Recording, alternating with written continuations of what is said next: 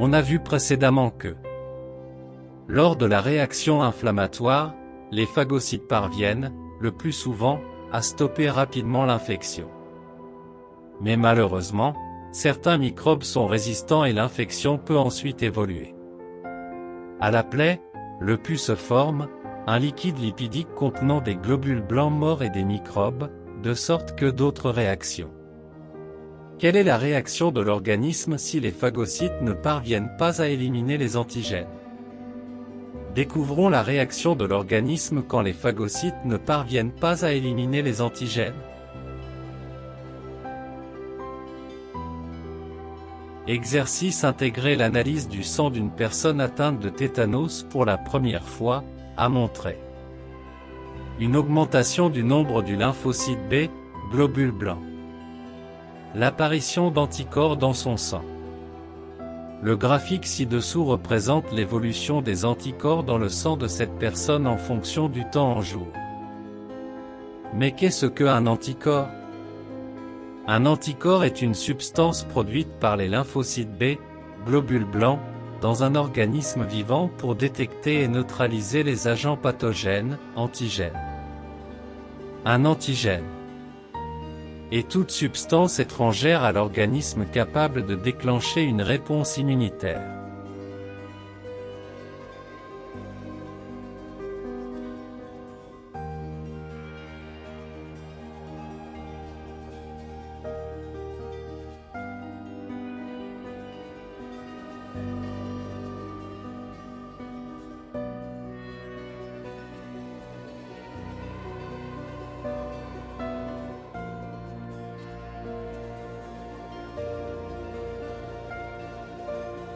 Question 1. Que représente la toxine tétanique pour l'organisme de la personne atteinte? 2. Comment évoluent les quantités du toxine tétanique et d'anticorps dans le sang du malade au cours du temps? 3. Comment explique-t-on l'évolution du taux de toxine tétanique et celui des anticorps après le 6 jours? 4. Déduire comment réagit l'organisme en présence d'antigènes.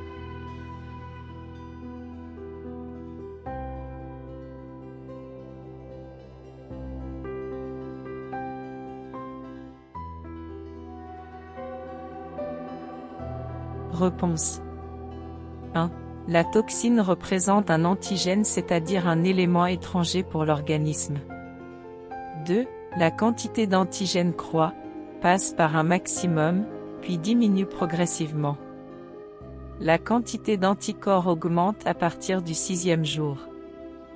3. Et l'augmentation du quantité d'anticorps et la diminution du quantité de toxines peuvent s'expliquer par le fait que les anticorps neutralisent l'effet des antigènes.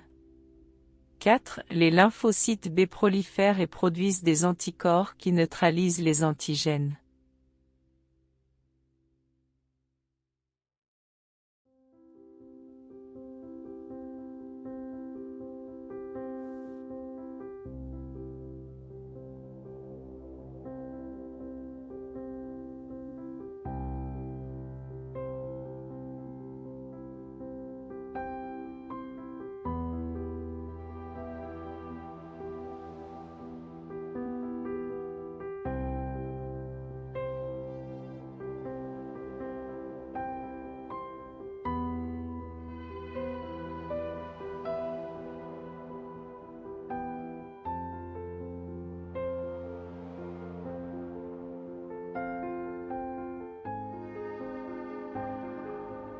L'antigène active directement les lymphocytes B, qui possèdent des récepteurs spécifiques. Les lymphocytes B activés se multiplient et deviennent alors des plasmocytes, qui vont sécréter des anticorps spécifiques, qui se fixent à l'antigène pour le neutraliser, c'est-à-dire, le rendre incapable de se déplacer ou de se multiplier. Cette fixation facilite la phagocytose.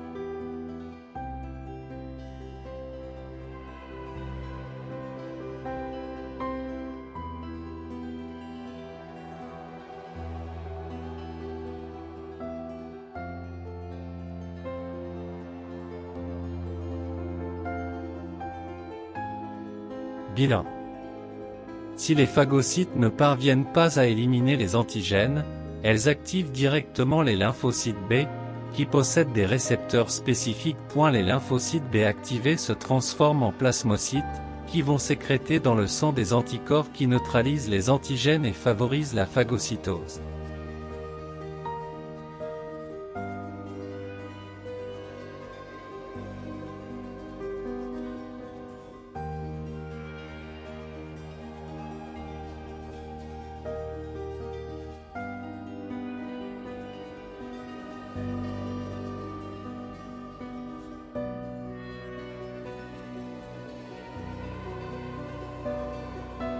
Quelle est la notion d'antigène et d'anticorps?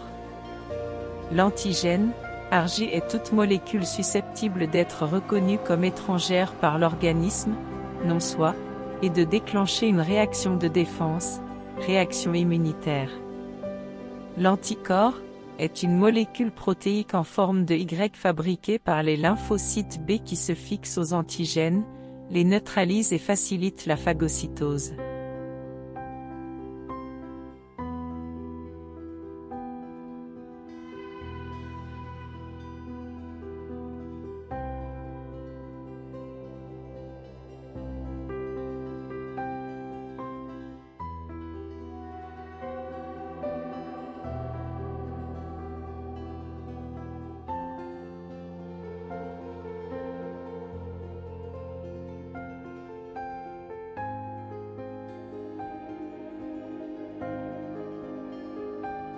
L'immunité assurée par la production d'anticorps par les lymphocytes B est appelée immunité à médiation humorale, immunité humorale. Elle est principalement dirigée contre les agents infectieux extracellulaires tels que les bactéries.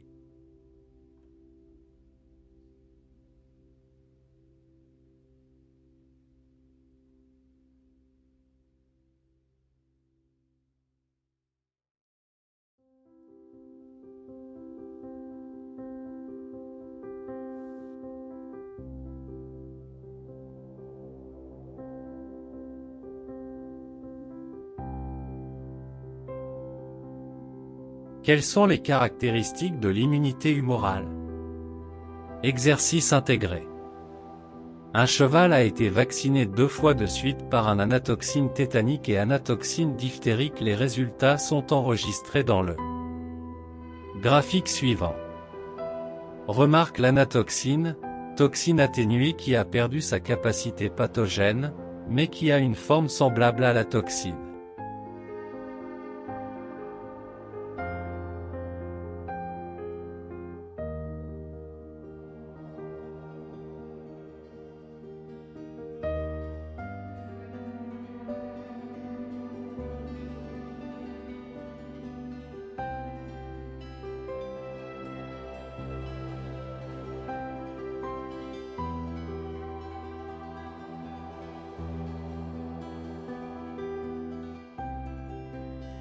Question.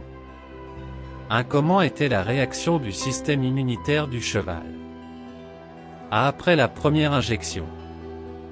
B. Après la deuxième injection. 2. Comparer la réaction à la première injection avec celle de la troisième injection. 3. Pourquoi la réaction était rapide après la deuxième injection?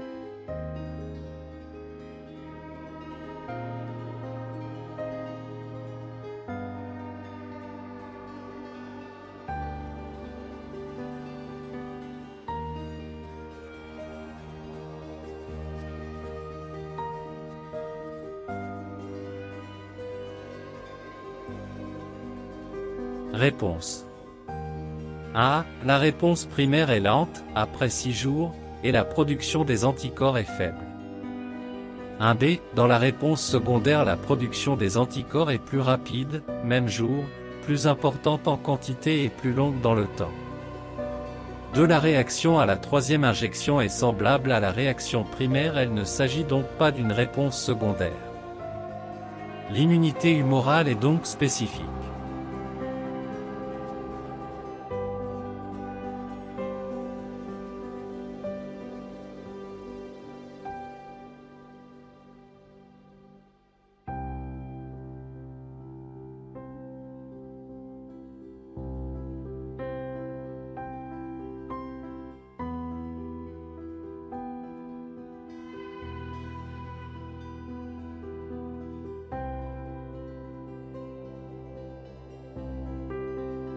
Au cours de premiers contacts avec un antigène, certains lymphocytes gardent en mémoire cet antigène.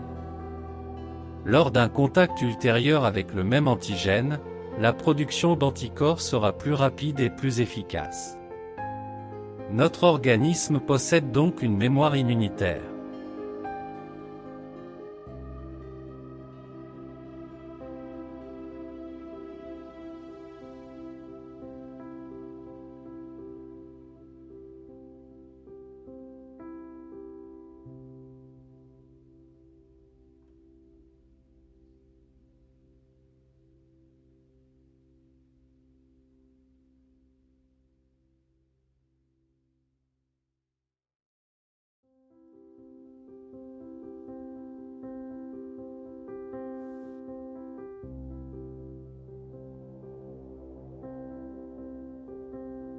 Exercice intégré.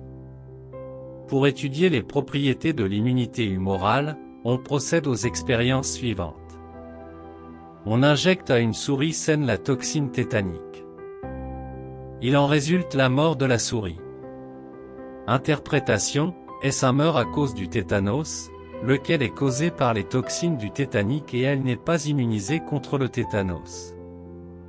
L'anatoxine tétanique est injectée chez la souris, S2, et la toxine tétanique est injectée 15 jours après. Le résultat, la souris demeure vivante. S2 ne meurt pas parce qu'il s'est immunisé après l'injection d'anatoxine. Son système immunitaire a produit des anticorps antitétaniques qui ont neutralisé la toxine tétanique.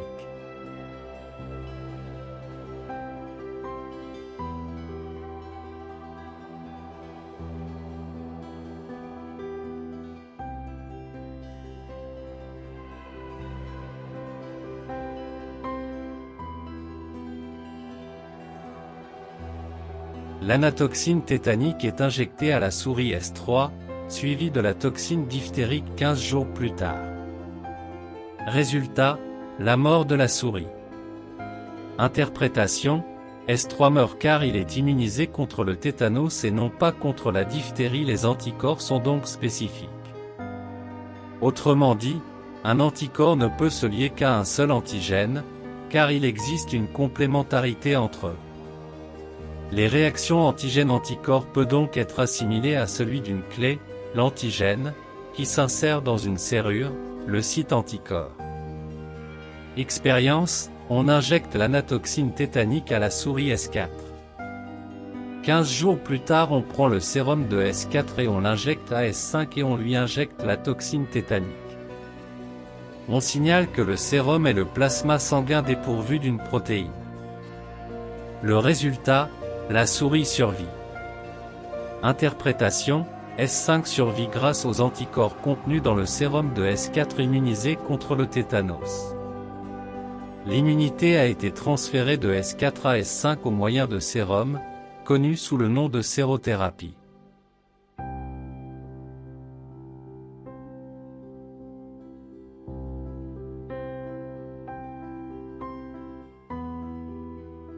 Interpréter les résultats de chaque expérience. Pourquoi la souris S5 n'est pas morte sachant qu'elle n'est pas vaccinée, voir tableau.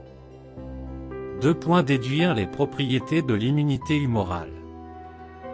2. L'immunité à voie humorale est adaptative, ou acquise car elle se développe lors de l'intrusion d'un antigène. Spécifique, car la réaction immunitaire est dirigée contre un seul antigène, un anticorps donné est spécifique à un antigène donné.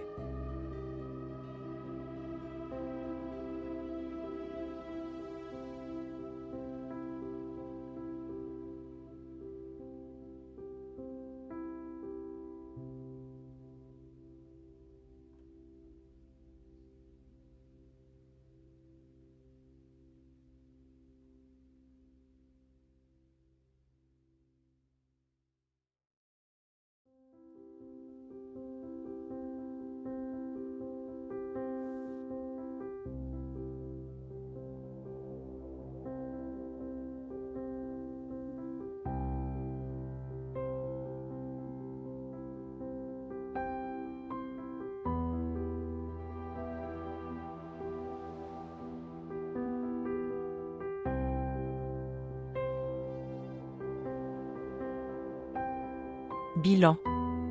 L'immunité à médiation humorale.